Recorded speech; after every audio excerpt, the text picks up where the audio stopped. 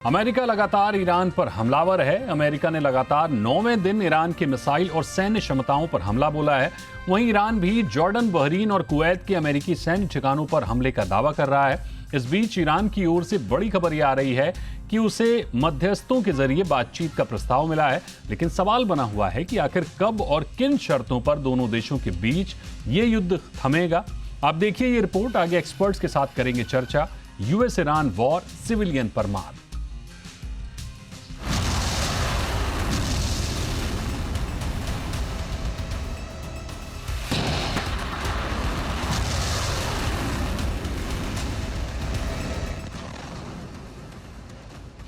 America ने लगातार 9वीं रात ईरान के कई ठिकानों पर बमबारी की।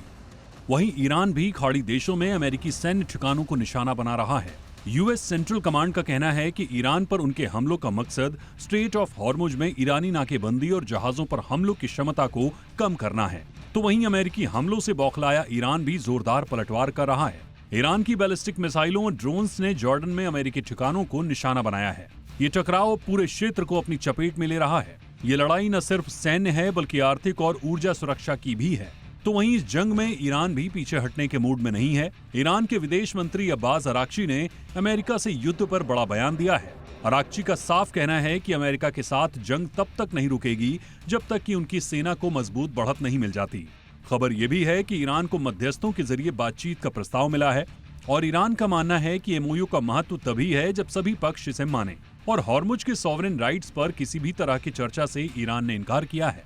मिडिल ईस्ट में जारी जंग के बीच अमेरिका का दावा है कि ईरान फिर से बातचीत की मेज पर लौटना चाहता है। अमेरिकी विदेश मंत्री मार्को रूबियो ने कहा है कि अमेरिका को विभिन्न गुप्त चैनलों के जरिए तेहरान की ओर से बातचीत की पेशकश के संकेत मिल रहे हैं। हालांकि उन्होंने ये भी स्पष्ट किया है कि ईरान के शीर्ष नेतृत्व के भीतर वार्ता को लेकर गहरे मतभेद नजर आ रहे हैं।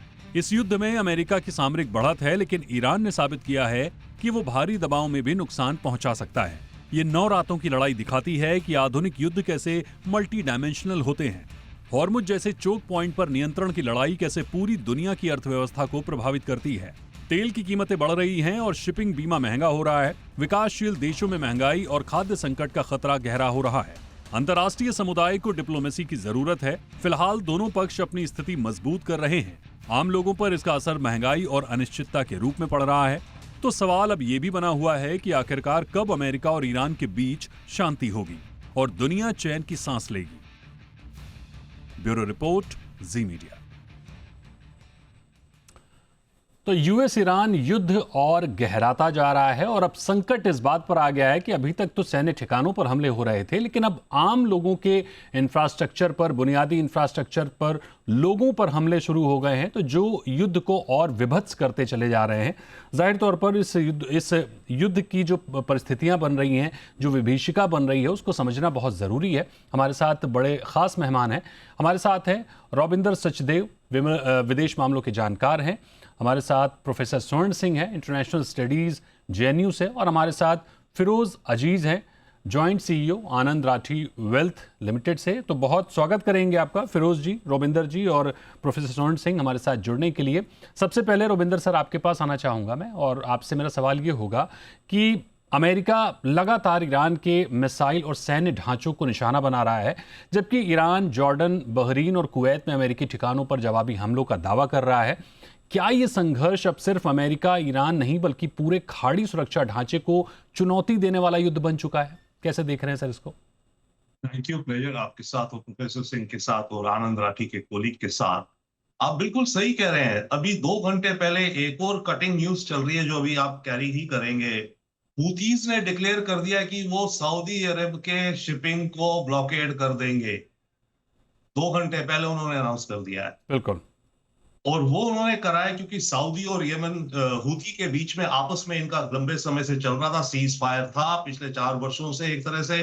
परंतु अभी एक प्लेन का आना जाना रुका, पोर्ट पे सऊदी ने उनको लैंड नहीं करने दिया है। तो ये एक पूरा नया डायमेंशन खुल गया है अब इस समय।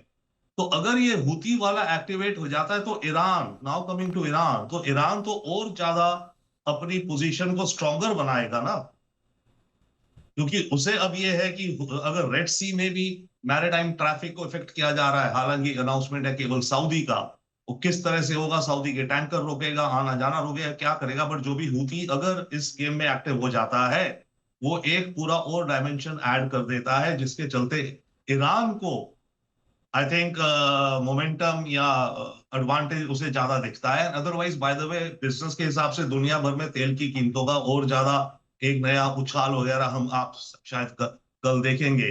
Now coming back to Iran और अमेरिका का फिलहाल जो हो रहा है स्ट्राइक काउंटर स्ट्राइक, ठीक है, अमेरिका बहुत ये साउथ ईरान में बहुत डैमेज कर रहा है, सिविल फैसिलिटीज को भी, रोड्स को भी, ब्रिजेस को भी, टेलीकम्युनिकेशन टावर्स को भी, ताकि सेलुलर नेटवर्क ना काम कर पाए। परंतु जो थोड़ी ज्यादा सरप्राइजिंग बात अब की बार सबको दिख रही है, ये जो पिछले 9 दिनों में हो रहा है, ईरान अव्वल तो रिटेलिएट कर पा रहा है थोड़ा बहुत या जो भी कर रहा है, बट ईरान की जो रिटेलिएशन है वो थोड़ी एक्यूरेट और ज्यादा इफेक्टिव होती दिख रही है। ओके, और ईरान ने जैसे जॉर्डन में जो अटैक हुआ है, वहां पे कई हेलीकॉप्टर्स करीब 4, 6, 8 जो भी ब्लैक हॉक हेलीकॉप्टर्स डैमेज हुए हैं, डैमेज अमेरिकन बेसिस को काफी हो रहा है। तो इस समय ये युद्ध रियली बहुत ही इंटेंस सिचुएशन में है, बट लास्टली दोनों साइड्स यस कह रहे हैं कि बातचीत तो चल रही है पर टेबल पर आएंगे। पर अमेरिका तो ये चाहता है ईरान को इतना वो दबा दे कि ईरान टेबल पे आए, जो अमेरिका कहे वो सारी बात मान जाए, वो होने नहीं वाला। लेट अस सी। ठीक बात है, बड़ी इंपॉर्टेंट आपने बात कही कि अब अमेरिका चाहता है कि ईरान को दबा दे, लेकिन जो परिस्थितियां हैं और 28 फरवरी के बाद से जो हमने देखा है कि ईरान तो झुकने वाला है नहीं और युद्ध हर रोज एक नया रूप ले लेता है। प्रोफेसर स्वर्ण सिंह आपके पास आएंगे सर। आपसे मेरा सवाल ये होगा कि इतिहास बताता है कि अमेरिका और ईरान के बीच तनाव कई बार चरम पर पहुंचा है, लेकिन अंततः बैक चैनल डिप्लोमेसी ने रास्ता निकाला है। मौजूदा हालात में जब दोनों पक्ष सैन्य कार्रवाई भी कर रहे हैं और बातचीत के संकेत भी दे रहे हैं, तो क्या ये फाइट एंड नेगोशिएट मॉडल है या किसी बड़े समझौते की शुरुआती भूमिका है? कैसे देख रहे हैं आप इसको? ये बिल्कुल आपने बड़ा अच्छा कहा कि इस माहौल में देख रहे हैं कि सैन्य बल का इस्तेमाल भी हो रहा है और साथ साथ में बातचीत भी चल रही है। फर्क ये है कि शायद दोनों तरफ से ईरान को भी और अमेरिका को लगता है कि सैन्य बल के प्रयोग से वो एक दूसरे पर ज्यादा प्रभाव बना पाएंगे और उस तरह से अपनी मर्जी जो है उसको मनवा पाएंगे। ये दोनों चीजें साथ चल रही हैं, पर मुझे लगता है रुझान का झुकाव जो है वो सैन्य बल प्रयोग में फिलहाल सामने दिखता है। और ये आपने ठीक कहा कि करीब 70 के दशक से ही लगातार ये तनाव अमेरिका से बना हुआ है। ईरान का कई बार पहले भी झड़पें हुई हैं, पर पिछले कुछ समय से आप देखें, जून में, पिछले जून से ही आप शुरू करें, तब से मुझे लगता है लगातार जो हमले हुए हैं उस पर काफी पूरे क्षेत्र में एक तरह से अस्थिरता का माहौल बना है। आपने सिविलियंस की जिक्र किया, उनको सबसे ज्यादा हर युद्ध में जो आम नागरिक है उसको जानो माल का सबसे ज्यादा नुकसान उसी का होता है। चाहे अमेरिका लगातार कहता रहता है कि वो केवल सैन्य ठिकानों पर हमला करता है, पर आज जो एक संख्या सामने है कि करीब 3600 से ज्यादा ईरानी लोग मारे जा चुके हैं, उनमें से आधे से ज्यादा करीब 1700 से ज्यादा आम नागरिक सिविलियन लोग इसमें उनकी मृत्यु हुई है। फिर यो जिनको दूसरी तरह से चोट लगी है, नुकसान हुआ है, हताहत हुए हैं वगैरह वगैरह। उसके अलावा इतने 6000 से ज्यादा हमले हुए हैं ईरान के ऊपर पिछले 3-3.5 महीनों में। तो उससे जो पूरा सार्वजनिक माहौल है, जिसको इंफ्रास्ट्रक्चर कहते हैं, जो एसेंशियल सर्विसेज लोगों के लिए हैं, पानी की, बिजली की, यातायात की, टेलीफोन की वगैरह वगैरह, वो भी बहुत नागरिकों को उसका भी एक बहुत बड़ा खामियाजा भुगतना पड़ रहा है ईरान के अंदर। और लगातार चल रही जो आर्थिक संकट उनका है, वो चाहे इन्फ्लेशन की बात हो, प्राइस हाइक की बात हो या करेंसी कोलैप्स की बात हो, तो ईरान के अंदर आक्रोश है। पर क्योंकि अमेरिका ने बहुत ज्यादा नुकसान उनके नेतृत्व को एक तरह से जिस तरह से समाप्त किया है, तो अभी लग रहा है कि जनता का रुझान है अपने राष्ट्र को बचाने का, अपनी जो नेतृत्व है उनके साथ खड़े होने का। और उसके साथ लगातार लोगों की जो समस्याएं हैं, चिंताएं, वो भी बढ़ रही हैं। तो इसलिए फिलहाल मुझे लग नहीं रहा कि इसमें कोई आसान रास्ता निकलने वाला है। दोनों तरफ से जितने पिछले 9 दिनों में हमले बढ़े हैं, तो उनका रुझान तो शांति वार्ता से हटकर फिर से एक तरह से युद्ध की ओर जाता हुआ नजर आता है, जो अपने आप बिल्कुल। में पूरे क्षेत्र के लिए खतरा खड़ा कर सकता है। जाहिर तौर पर कोई संकेत नहीं दिख रहा है कि कहीं पर बातचीत होकर मामला शांत होता हुआ दिखेगा, क्योंकि दोनों ही तरफ कोई झुकने को तैयार नहीं है। फिरोज अजीज साहब, आपसे आपसे मेरा सवाल ये होगा कि अमेरिका ईरान टकराव लगातार 9वें दिन भी जारी है और स्ट्रेट ऑफ हॉर्मुज पर कोई स्पष्ट रुख अभी तक नहीं है। अगर ये रूट लंबे समय तक प्रभावित रहता है तो क्या भारत के लिए ऑयल इंपोर्ट बिल और करंट अकाउंट डेफिसिट, रुपए और महंगाई पर एक साथ दबाव देखने को मिल सकता है? निवेशकों को सबसे बड़ा जोखिम किस सेक्टर में दिख रहा है? हालांकि पूरे देश के लिए चिंता की बात है, लेकिन निवेशकों पर आप किस तरह का असर देख रहे हैं? आप म्यूट हैं शायद Firoz ji. Sorry Deepak ji. So basically I think अगर क्रूड ऑयल की प्राइस की बात आती है तो सबसे इंपॉर्टेंट ये होता है, अगर देश की इंपोर्ट बिल या बैलेंस ऑफ पेमेंट्स को देखा जाए तो ये इंपॉर्टेंट होता है कि हमारी टोटल एवरेज प्राइस क्या थी परचेज की of a certain commodity which we import. जब 123 गया था तब भी मैंने अनिल सर के शो में कहा था कि पीक इज बिहाइंड अस।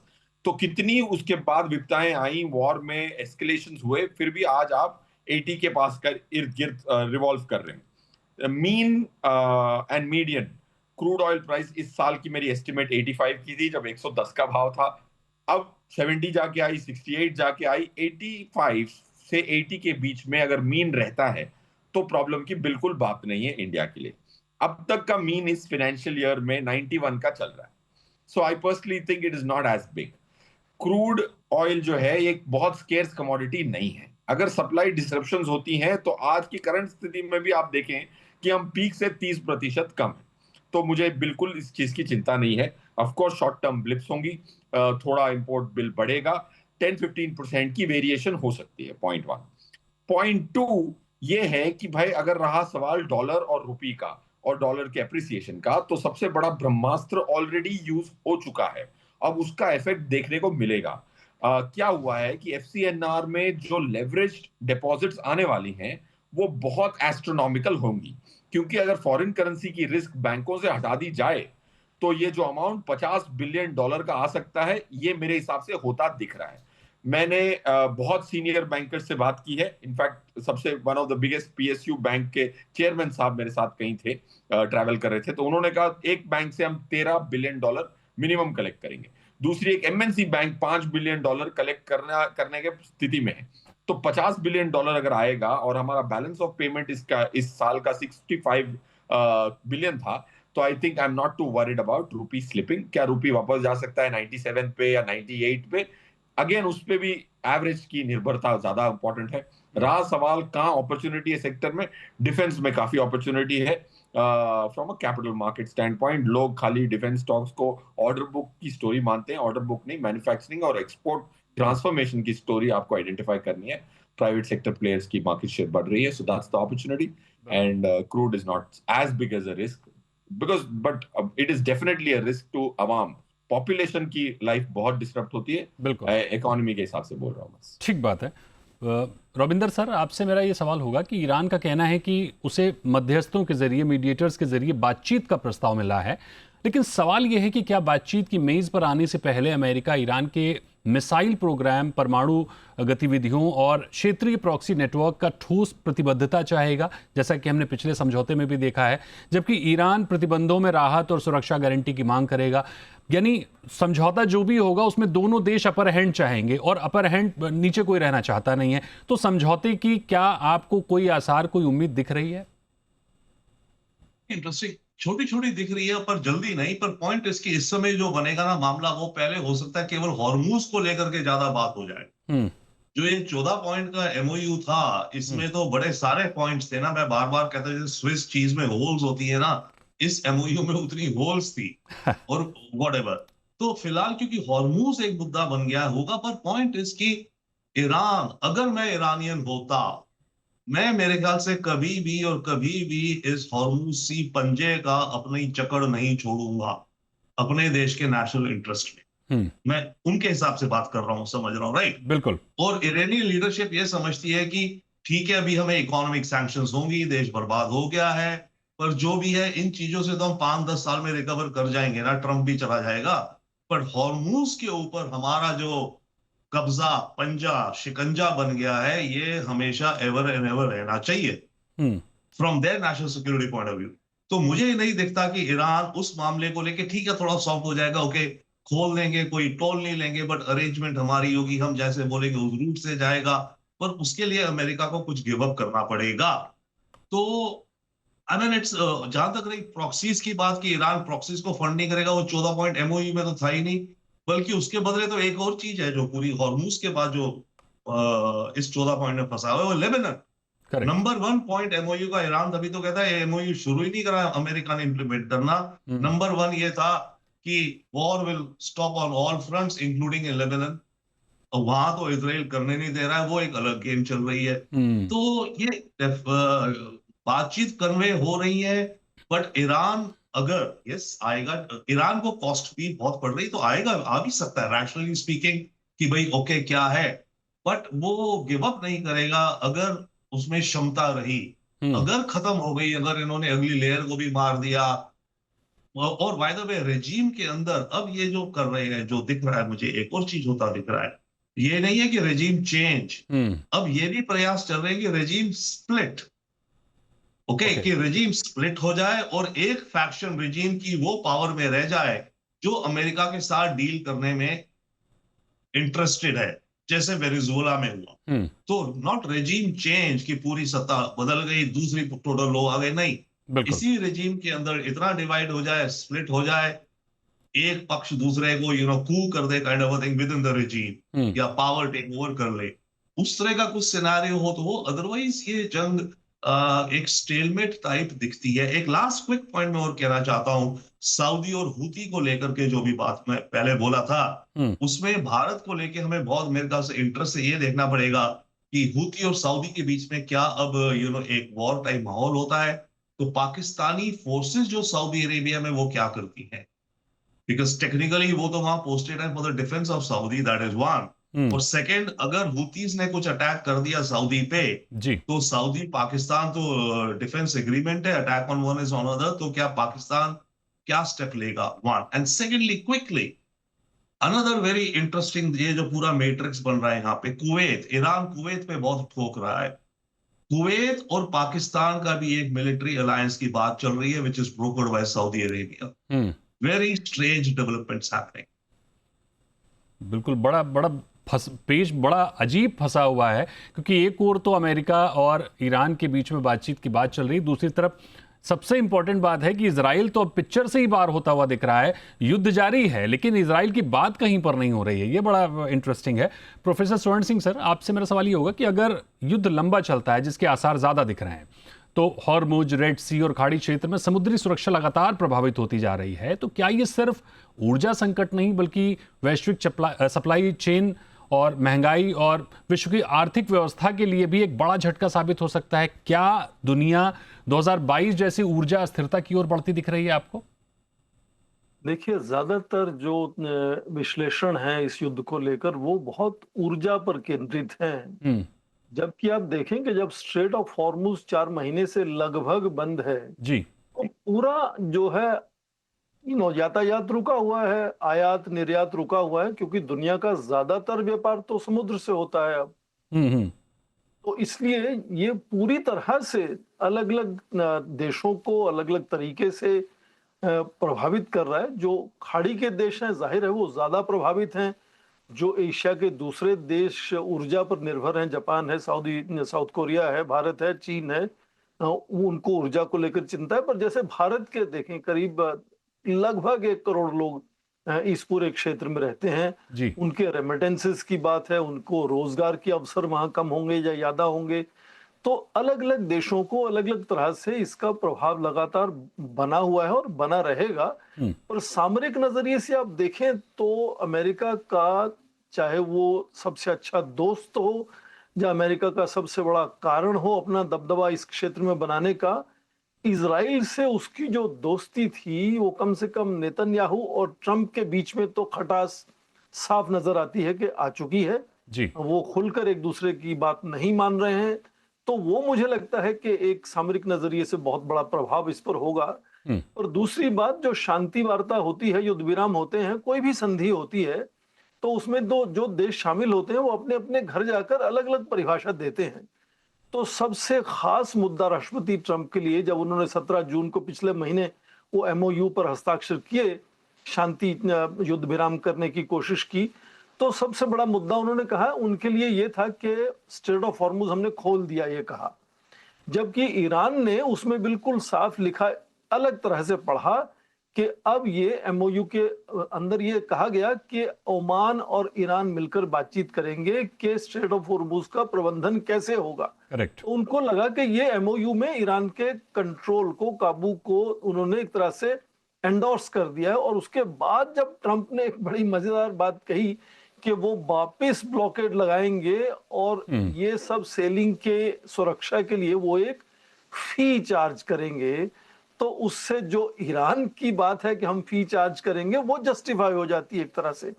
और लेबनान का मुद्दा है, ईरान, आप देखें इजराइल पूरी तरह से गाजा में, सीरिया में, लेबनान में उनकी सेनाएं अब तैनात है, वो वहां से हटने को तैयार नहीं है।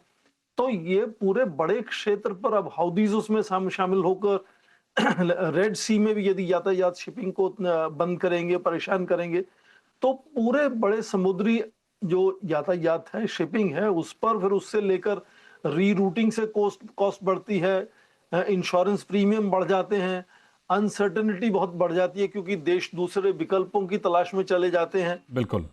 ये जो लगातार इसका पूरे विश्व की अर्थव्यवस्था पर आप देखें प्रभाव है, उसमें भी ये संकेत आने शुरू हो गए हैं कि विश्व भर की वृद्धि दर में भी कमजोरी आने वाली है इसके चलते। और ये इसका रुझान धीरे धीरे युद्ध की तरफ ज्यादा नजर आ रहा है। मुझे नहीं लगता इसका रुझान अब शांति वार्ता की तरफ ज्यादा नजर आता है। बिल्कुल। तो उसका असर कहां कहां किस तरह से होगा, ईरान को ये लगता है कि वो सरवाइव कर जाएंगे, जबकि राष्ट्रपति ट्रंप चले जाएंगे एक समय के बाद, नेतन्याहू चले जाएंगे एक समय के बाद। तो ये बात सच है कि ईरान सरवाइव करेगा, पर उसके लिए रणनीति, जैसे सचदेव साहब कह रहे थे, कि वो उनके जो संसद के चेयरमैन हैं उनके बीच में, और विदेश मंत्री और राष्ट्रपति को एक तरफ करके और आईआरजीसी को अलग करने की जो कोशिश है, वो मुझे लगता है कि रणनीति अब है अमेरिका की, कि रिजीम चेंज नहीं तो रिजीम में फूट डालकर उनको किस तरह से कमजोर किया जा सके। पर हमने ये पूरे खाड़ी के देशों में देखा है कि यहाँ की रिजीम्स सरवाइव करती हैं। जॉर्ज बुश सीनियर का भी किस्सा आपको याद होगा कि सद्दाम हुसैन बने रहे थे जबकि वो राष्ट्रपति के चुनाव हार गए थे। उसके बाद हालांकि जॉर्ज बुश जूनियर ने फिर से दूसरी बार हमला किया और फिर उसके बाद सद्दाम हुसैन की रिजीम खत्म हुई। तो ईरान को यह लगता है कि वो सरवाइव कर जाएंगे जितना भी नुकसान होगा, और अमेरिका की जो नेतृत्व है उसमें बदलाव आ सकता है 2 या 3 या 4 सालों में। इसलिए वो कोशिश कर रहे हैं कि किसी तरह से हम टिके रहें। और उसका प्रभाव विश्व स्तर पर है, ये केवल क्षेत्र के स्तर तक नहीं अब रह गया, पूरे विश्व पर उसका प्रभाव लगातार नजर आ रहा है पड़ता हुआ। बिल्कुल। और उसके लिए अलग अलग देशों को अलग अलग चिंता करनी होगी, अपनी अपनी रणनीति बनानी होगी। ठीक बात है, सारे देशों पर अब इसका प्रभाव पड़ता हुआ नजर आ रहा है, अर्थव्यवस्थाओं पर उसका प्रभाव पड़ता हुआ नजर आ रहा है। जाहिर तौर पर रणनीति बदलनी पड़ेगी।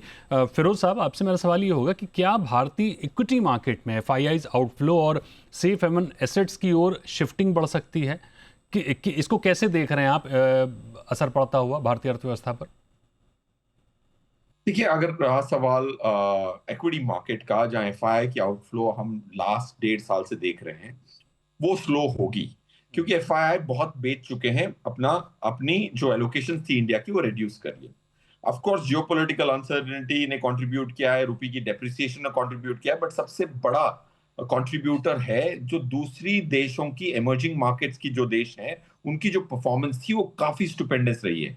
तो जब पैसिव इन्वेस्टर, एफआईआई ज्यादातर पैसिव इन्फ्लोज लाते हैं इमर्जिंग मार्केट में, जैसे 1.8 trillion MSCI global emerging market index को फॉलो करता है, $1.8 ट्रिलियन, करीबन 2.25 लाख करोड़। वो कोरिया अगर अच्छा करती है, चाइना अच्छा करती है, ताइवान अच्छी करती है, तो यहां से पैसे निकलते हैं और वहां जाते हैं। तो वो जो ट्रेड है वो रिवर्स हो सकता है अगले 3-6 महीने में। सो एफआईआई की आउटफ्लोज धीमी होती जाएंगी second half of this calendar year, especially the next 5 months. Point 1. Point 2, आपकी जो डोमेस्टिक इनफ्लोज एसआईपी के माध्यम से जो आई थी लास्ट फाइनेंशियल ईयर थी 3.89 लाख करोड़, और ये मेरा अनुमान था ऑफ कोर्स 5 साल पहले अनुमान था कि 2025 में 25,000 पर मंथ की एसआईपी होगी, वो हो चुकी थी, और आज है 32,000 करोड़ की एसआईपी। 30 महीने का दिन था जून, जिसमें 32,000 करोड़ की एसआईपी आई। तो नेट फ्लोज जो हैं अगले 9 महीने में, इस फाइनेंशियल ईयर के 9 महीने में, आई वुडंट बी सरप्राइज अगर 3 लाख करोड़ के और फ्रेश इनफ्लोज डोमेस्टिक के पास आए। फिर भी इंडिया में सिर्फ 2% पैसा म्यूचुअल फंडों में लगा हुआ है टोटल हाउस होल्ड सेविंग से। दूसरे देशों में 13, 15, 20, 25% भी इक्विटी में लगा हुआ है। तो इंडिया की जो इक्विटी मार्केट की रेजिलियंस है वो आपको देखने को आज भी मिली है। आज इतनी बुरी खबर थी वीकेंड पे, मार्केट रिबाउंड करती है। तो I have told it at 22,900 market 5-7% से ज्यादा नहीं गिर सकती, वही इंपॉर्टेंट है। 5-7% तो कभी भी गिर सकती है, उसी को इक्विटी मार्केट कहते हैं। Big falls don't exist in my judgement. अगर फॉल होती भी है तो rebounds are going to be sharp, very very sharp. So be patient. You will make more than debt, significantly more than that this financial year and the next, with a 90% probability, of course. बिल्कुल, यानी बहुत ज़्यादा चिंता करने की ज़रूरत नहीं है। रविंदर सर, आपसे मेरा सवाल ये होगा कि अगर जॉर्डन, बहरीन और कुवैत जैसे अमेरिकी साझेदार लगातार इस संघर्ष में खिंचते रहते हैं, तो क्या इससे जीसीसी कंट्रीज जो हैं उनकी स्ट्रेटजी बदलेगी? क्या वे खुलकर अमेरिका के साथ खड़े रहेंगे लंबे समय तक, या फिर क्षेत्रीय युद्ध से बचने के लिए अलग रणनीति अपनाने की कोशिश करेंगे? उनके पास विकल्प क्या है? आई थिंक इस समय जीसीसी कंट्री सब में यही मंथन चल रहा है, क्या करें अपने सेल्फ इंटरेस्ट में, अपने साथ हम 2-3 इकट्ठे हो जाएं या हम जीसीसी बना लें, इत्यादि इत्यादि। इसमें एक और ट्रेंड हमें दिख रहा है, ये दिख रहा है कि अमेरिका ने इनफैक्ट कुछ समय पहले से भी उनका प्लानिंग ये था कि अपने जो बेसिस है ना ईरान से दूर करो। इनफैक्ट 10 साल पहले इनकी एक रिव्यू थी जिसमें था कि हमारे बेसिस को सऊदी अरेबिया में डीपर करो, इजराइल की तरफ करो, और वही अब हो रहा है। तो बहरीन पे अमेरिकन बेसिस पे जो अटैक हो रहा है, कुवैत के बेसिस पे अटैक जो हो रहा है, कतर में हो रहा है। अभी आप देखिए अमेरिका कह रहा है कि अपने प्लेन्स और आ रहे हैं इनके F-35 and F-16 from Germany and UK, refuelling आ रहे हैं। सारे कहाँ जा रहे हैं? जॉर्डन, इजराइल, जितनी ज्यादा दूर हो सके ईरान से। इसका एक और इम्प्लीकेशन है ना फिर जीसीसी पर। तो कुवैत और बहरीन बोलेंगे अगर अमेरिकन को खुद यहाँ डर लगता है, यहाँ अपने हमारे जो ऑलरेडी बेस थे उनको कम करके ये लोग पीछे हट रहे हैं, तो हमारा फ्यूचर क्या है? That is why I am very worried and very interested to see ये जो कुवैत की डिस्कशन चल रही है for a defence agreement with Pakistan. अभी इनिशियल में है, हो ना हो 6 महीने में, साल में, जंग होने के बाद हो, क्या हो। बहरीन क्या करेगा? बहरीन बिल्कुल बगल में है ईरान के रेंज से, और वहां से बहरीन से इनकी फ्लीट हेडक्वार्टर्स को बहुत डैमेज हुआ अमेरिकन को। अगर वो वहां से शिफ्ट करना शुरू कर दें दूर इलाकों में, so that's the GCC. But quickly coming to the point of ऊर्जा and stock markets, देखिए एक चीज है, आपका चैनल एंड यहाँ जो ज्यादा डिस्कशन है सारी इकोनॉमी पे, but it's about stocks and stock markets and such. You are talking like the Wall Street, but Wall Street के साथ एक दूसरी है जो है मेन स्ट्रीट, राइट? कि रोजमर्रा की जिंदगी में मैन्युफैक्चरिंग, प्रोडक्शन कॉस्ट एक्सेट्रा। तो तभी जो प्रोफेसर स्वर्ण सिंह कह रहे थे, और आप भी पहले क्वेश्चन था, ये मामला केवल ऊर्जा का नहीं है, क्योंकि पेट्रो डेरिवेटिव से आपके प्लास्टिक्स बनते हैं, आपकी चप्पल बनती है। तो मैं जब चप्पल खरीदने जाऊंगा मार्केट में, वो महंगी होगी, मेरी बाल्टी महंगी होगी, मेरे टायर्स महंगे होंगे, मेरा साबुन महंगा होगा, मेरे सोप्स एंड शैम्पूज महंगे होंगे। इतनी सारी चीजें हैं जिनके अंदर क्रूड ऑयल के डेरिवेटिव्स जाते हैं। Correct. और गैस के तो अलग छोड़ ही दो, वो ऊर्जा का थोड़ी, वो तो फर्टिलाइजर, खाद महंगी होगी, फूड प्रोडक्शन महंगा होगा, फूड प्रोडक्शन महंगा होगा, ट्रांसपोर्ट तो अभी अलग है। तो ये जो संकट है ये केवल ऊर्जा का नहीं है। स्टॉक मार्केट्स कैसे बिहेव करेंगी वो भी एक अलग क्वेश्चन है मेरे ख्याल से। As you would very well know, right? Stock markets अपनी चाल चलती है, बट जो मेन स्ट्रीम इकोनॉमी है, जो मेन स्ट्रीट है, वहां पर तो असर पड़ेगा ही पड़ेगा ना अगले 6 महीने, 9 महीने, साल भर में। और वो फर्क आई थिंक यही दिखेगा, थोड़ा महंगाई का, क्योंकि जब शॉर्टेजेस होंगी, सप्लाईज डिलेज होंगी, तो महंगाई होगी। That is, I mean, a distinction I think we should keep in mind between what's happening in the stocks and equity markets and investors and that big, etc., versus on the ground रोजमर्रा की जिंदगी में definitely कीमतें sir, कहाँ जा रही हैं। Definitely sir, stock market तो एक हिस्सा है। ओवरऑल इकोनॉमी पर जब इम्पैक्ट पड़ेगा, जब क्रूड महंगा होगा, तो नीचे से लेके ऊपर तक हर चीज पर उसका असर पड़ता हुआ दिखेगा। डेफिनेटली उसका इम्पैक्ट स्टॉक मार्केट पर भी आएगा। प्रोफेसर स्वर्ण सिंह, आपसे मेरा सवाल ये होगा सर कि इस संघर्ष का सबसे बड़ा उद्देश्य रिजीम चेंज, न्यूक्लियर कंटेनमेंट या रीजनल बैलेंस ऑफ पावर है। अमेरिका और ईरान दोनों के जो घोषित और वास्तविक रणनीतिक लक्ष्य हैं वो कितने अलग दिख रहे हैं? देखिए, करीब 2 दशक पीछे जाएं जल्दी से, तो जब फ्रैकिंग टेक्नोलॉजी से शेल ऑयल निकाल सका अमेरिका और फिर वो ऑयल का एक्सपोर्टर बन गया, तो खाड़ी के देशों में उसकी दिलचस्पी कम हो गई। उसका कारण दो जो युद्ध उसने खाड़ी के देशों से लड़े 91 93 से और 2001 2003 वगैरह में, तो उसकी वजह से पीछे हट गया था। पर लगातार ये जो खबरें आनी शुरू हुई कि ईरान परमाणु हथियार बनाने की क्षमता की ओर बढ़ रहा है, उससे इजराइल को अपनी सुरक्षा की चिंता हुई। और खासकर पहले कार्यकाल में राष्ट्रपति ट्रंप का जो रुझान था न, वो बहुत इजराइल के प्रति अच्छा था। तब उन्होंने अपनी आप देखें अपना जो दूतावास था वो भी जेरूसलम में जाने की बात की थी। तो उसके चलते वापस उनका दिलचस्पी इधर खाड़ी के देशों में हुई और जून के पिछले साल जून में 12 दिनों का युद्ध हुआ, हमले हुए उनके परमाणु ठिकानों पर ईरान के। तो ये वापस उनका एक तरह से दिलचस्पी इधर हुई। तो मुद्दा उस वक्त यही था जब 20 साल बाद अमेरिका वापस आया खाड़ी के देशों में सैन्य बल प्रयोग करने के लिए कि ईरान के पास परमाणु हथियार नहीं होने चाहिए। बिल्कुल। पर वो उनको लगा, उन्होंने क्लेम भी कर दिया कि मैंने ऑब्लिटरेट कर दिया है, समाप्त कर दिया है। तो जब अब फरवरी के अंत में दोबारा से युद्ध करना शुरू किया तो उन्होंने कहा नहीं, अब हम रिजीम चेंज करेंगे, यहाँ के नेतृत्व को ही बदल डालेंगे। और आप देखें 40 से ज्यादा बड़े नेतृत्व के नेता उसमें मारे भी गए पहले ही हमले में। पर क्योंकि ईरान लगातार अपने नुकसान के बावजूद खड़ा रहा है और उसने खासकर जिस तरह से स्ट्रेट ऑफ हॉर्मुज को काबू किया है और पूरे क्षेत्र का आयात निर्यात बंद कर दिया है, तो उससे हटकर मुद्दा अब स्ट्रेट ऑफ हॉर्मुज पर आ गया है। मतलब ये कहने का कि युद्ध के जो उद्देश्य हैं अमेरिका के और कुछ हद तक इजराइल के भी, हालांकि इजराइल के उतने ज्यादा नहीं, पर अमेरिका का खासकर जो उद्देश्य है वो लगातार गोल पोस्ट उसकी बदलती रही है। तो उसलिए मुझे लगता है कि अब ये भी शायद ठीक से समझ नहीं आता अमेरिकन एक्सपर्ट्स को, लोगों को, वहां के पॉलिसी मेकर्स को कि नंबर 1 मुद्दा क्या है, नंबर 2 मुद्दा क्या है, नंबर 3 मुद्दा क्या है। तो पहला मुद्दा तो उनका यही है कि स्ट्रेट ऑफ हॉर्मुज खुलवाना है हमें, पर उसके साथ साथ वो परमाणु हथियार ना पाए ईरान, उस पर भी लगातार बात करना चाहते हैं। तो एक तरह से उद्देश्य जो है वो कुछ हद तक डिफ्यूज हुए, कंफ्यूज हुए, अलग अलग दिशाओं में भटक गए एक तरह से। उसकी वजह से भी उनको लगता है कि उनको घर जाकर ये कहना कि हम जीत गए हैं, ये आसान नहीं होगा, क्योंकि उद्देश्य कौन से उद्देश्य उन्होंने अपने सफलतापूर्वक पा लिए हैं। तो दोनों तरफ मुझे लगता है कि डोमेस्टिक आप नजरिए से देखें तो भी इस वक्त अमेरिका में भी अंदर में जो है तल्खी एक तरह से कुछ हद तक शुरू हो गई है। बिल्कुल। 17 अमेरिकन जो सैनिक हैं वो मारे जा चुके हैं अभी तक, पिछले फरवरी से शुरू करके। ईरान में तो जाहिर है कि बहुत ज्यादा लोग मरे हैं। बिल्कुल। पर अमेरिका का जो बॉडी बैग्स के प्रति सेंसिटिविटी है उसको लेकर उनके अंदर में भी कुछ आवाजें उठने लगी हैं। तो केवल ईरान में नहीं, अमेरिका के अंदर भी आवाजें उठनी शुरू हो गई। इसीलिए लगातार वो कोशिश करते हैं कि युद्ध विराम हो जाए, शांति की बातचीत शुरू हो।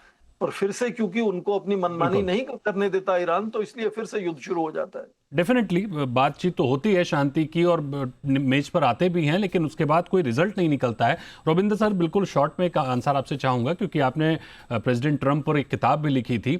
इस पूरे युद्ध में अगर हम देखें तो ट्रंप साहब का जो बॉडी लैंग्वेज है, जो उनके बयान है, वो कितना बड़ा रोल निभाते हैं इस युद्ध में शांति ना होने का। दूसरा, एक और चीज़ हमने रिसेंटली, अभी आज की खबर है कि ट्रंप साहब जो अपने मैसेजेस करते हैं, जो ट्वीट करते हैं, अब उस पर भी प्रीमियम चार्जेस होगा। यानी आप अगर उनके ट्वीट पढ़ना चाहते हैं सबसे पहले तो उस पर आपको चार्ज देने पड़ेंगे। मैं सेकंड पॉइंट पे कहता हूं ये तो प्योर कैपिटलिज्म है, प्योर कैपिटलिज्म है। But the point is it's the president of America doing it, it's the government. वो ये कह रहा है कि जो सबसे पहले मेरा विचार होगा मैं ट्रुथ सोशल में डालूंगा और जिनको वो पढ़ना है लेट से मानो 1 घंटा एडवांस में वो प्रीमियम देंगे। ये एक बहुत ही गलत प्रैक्टिस है, because the leader of a country वो जो कहता है that should be in public space immediately, ये तो कह रहा है कि एक तरह का एक्सेस टू मी, अगर आपको मेरा एक्सेस चाहिए, आपको मेरे विचारों को एक्सेस चाहिए तो पे मी।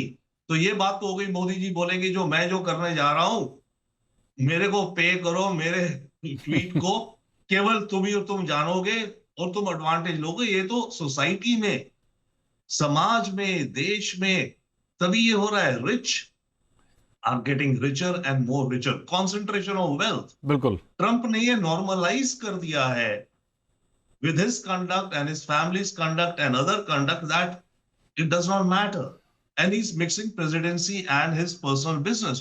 But it's amazing जो ये कर रहा है। Secondly, की body language quickly, मुझे जो लगा एक शिफ्ट जब अंकारा में नेटो की मीटिंग थी, जब ट्रंप ने कहा मुझे नहीं लगता ये लोग सीरियस हैं, उसने बहुत कहा कि they're sick people etcetera etcetera और वापस हम करेंगे, और उसी के बाद से शुरू हुआ। उस समय मुझे लगता है इसको दो इंफॉर्मेशन मिली थी। एक, ये हिल गया था ईरान के अंदर खामेनी के सपोर्ट को देख के, इतने लाखों लोगों को देख के। Trump is a very visual person, हमेशा इसको लाखों हजारों लोग करता है पावर है, तो इसे लगा कि यस इनकी तो बड़ी पावर है। सेकंड, उसी दौरान इजरायली इंटेलिजेंस सच या फेक या व्हाटएवर इसको इन्फॉर्म किया कि इरानियन एजेंसीज तुम्हें मारने का प्लान कर रही है, याद है आपको? तो वो जो इसकी प्रेस कॉन्फ्रेंस थी वो मुझे लगा एक तरह से थोड़ा हिला हुआ था। I have seen his body language of course very often, एक तरह से हिला हुआ था, एंड दैट्स व्हाई ये जो दोबारा स्ट्राइक शुरू हुई है, इन्हें लगा है कि ईरानियंस बहुत ज्यादा डेंजरस हो गए हैं, मेरे अगेंस्ट प्लॉट कर रहे हैं। फिलोसफिकल भी हुआ, बोला आना जाना जिंदगी का लगा रहता है एटसेट्रा। तो रिसेंटली इसकी एक body language that struck out to me in that press conference. Firoz साहब, एक लास्ट आंसर, बहुत शॉर्ट में आपसे जवाब चाहूँगा। इस पूरे आपदा को अगर हम देखें, ये जो पूरी मिडिल ईस्ट में युद्ध छिड़ा, इसको अगर हम देखें, थोड़ा सा एनालाइज करने की कोशिश करें आपके ज़रिए, क्योंकि प्रधानमंत्री मोदी का एक वाक्य है आपदा में अवसर। तो इस आपदा में प्रेसिडेंट ट्रंप ने किस तरह के अवसर निकाले हैं, क्योंकि उनकी कंपनी ने जिस तरह से बिजनेस किए, उनकी जो बिजनेस स्ट्रेटजीज हैं, उनको आप कैसे ऑब्जर्व कर रहे हैं? क्योंकि आज ट्रुथ सोशल का जो उन्होंने प्रीमियम एक सब्सक्रिप्शन मॉडल निकाला है, इसके अलावा और भी बहुत सारी चीजें हैं, तो आपने कैसे ऑब्जर्व किया इसको? देखिए, बिल्कुल एडवर्सिटी में अपॉर्चुनिटी ढूंढना बहुत इंपॉर्टेंट है। आई थिंक डेफिनेटली इंडिया के लिए अपॉर्चुनिटी है। क्यों अपॉर्चुनिटी है? बिकॉज आई थिंक अगर ईरान अपने नेगोशिएटिंग एबिलिटी से फिरोज भाई, मैं इंडिया की अपॉर्चुनिटी की बात नहीं कर रहा हूं, मैं ट्रंप साहब की अपॉर्चुनिटी की बात कर रहा हूं। जैसे उन्होंने ट्रुथ सोशल पर अपने प्रीमियम चार्जेस निकाले, इस दौरान उन्होंने जो बिजनेस किए हैं, उनकी कंपनी से जो बिजनेस किए हैं, उसमें उन्होंने कितने अवसर खोजे हैं इस आपदा में? नहीं, आई थिंक जैसे सचदेव साहब ने कहा, ये प्योर कैपिटलिज्म है। यूएस में एक कैपिटलिज्म का एक वातावरण ऐसा है कि भाई 1929 में वो पूरी रिटेल ने 900% 1000% लेवरेज करके पैसा डाला था। आज आप देखते हैं तो शूज की ट्रेडिंग होती है, फीफा के टिकट की ट्रेडिंग लेजिटिमेट होती है, या हम जिसको ब्लैक कहते हैं। मैं अभी यूएस था लास्ट मंथ, तो एक लड़का आता है, टीनेजर, शू बेच रहा है, जिस दाम पे खरीदा था उससे ज्यादा में यूज शूज बेच रहा है। So they allow trading in everything. उधर एक गैम्बलिंग टाइप वातावरण होता है। That's how US has created, and US की स्टेटेड पॉलिसी ऑलमोस्ट है, ऑफ कोर्स इंप्लाइड है, कि भाई कैपिटलिज्म और एवोल्यूशन में बबल्स होंगे, बस्ट होंगे। तो ट्रंप ने उस मेंटालिटी को कैपिटलाइज करते हुए इसको बहुत ज्यादा मिक्सअप किया है। ऑफ कोर्स उनके टेलीप्रॉम्प्टर ने ट्रेडिंग की। No, that's epitome of trying to make money out of information or news you yourself create. बिल्कुल, इस युद्ध के बीच में अमेरिका में एक अलग तरह की ट्रेडिंग का माहौल देखने को मिल रहा है। बहरहाल चिंता सबसे बड़ी यही है कि युद्ध के एक नियम होते हैं, वॉर के कुछ नियम होते हैं, शायद वो नियम कहीं पर अब होते हुए दिख नहीं रहे। जब सिविलियंस पर हमले होने लगे, जब स्कूलों पर हमले होने लगे, जब बेसिक इंफ्रास्ट्रक्चर को तबाह किया जाने लगे, तो फिर किसी तरह का कोई नियम कायदा रह नहीं जाता है। हालांकि यूएस ईरान युद्ध में क्या होगा कल किसी को पता नहीं है, और उम्मीद तो हम हर बार करते हैं कि शांति हो पूरी दुनिया में। हालांकि उसके आसार कम से कम मिडिल ईस्ट में तो बहुत कम दिखाई दे रहे हैं। बहुत शुक्रिया करेंगे आपका फिरोज सर, रविंदर सर और स्वर्ण सिंह सर हमारे साथ जुड़ने के लिए, इस टॉपिक पर बात करने के लिए।